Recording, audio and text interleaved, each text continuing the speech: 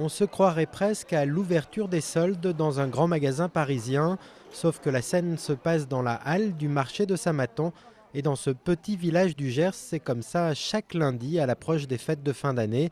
Ici, les visiteurs ne se ruent pas sur des habits ou chaussures au meilleur prix, mais sur des canards et leur foie cru bien gras. C'est beaucoup de particuliers, même des gens qui viennent de très loin, parce qu'à Samatan, on a la qualité. C'est pour ça que les grossistes aussi viennent à Samatan, parce qu'ils trouvent la qualité qu'ils n'ont pas ailleurs. Samatan est le plus grand marché au foie gras du Gers. Certains disent même du monde.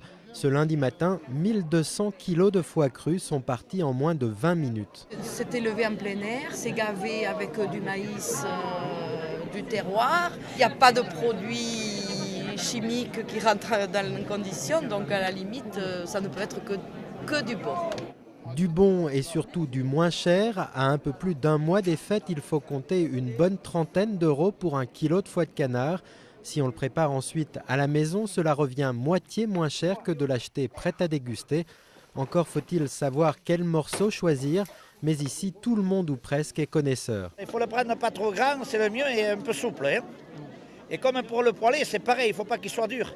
Parce que s'il est dur, il y a beaucoup de gras. Alors après, il perd beaucoup à la poêle ou il perd en conserve. Il perd en conserve dans les bocaux. Hein. Ça diminue, finalement, vous n'avez que de la graisse. Quoi. Pour ces acheteurs, préparer son foie gras à la maison pour sa propre consommation ou parfois pour le revendre ensuite est un bon moyen d'arrondir ses fins de mois.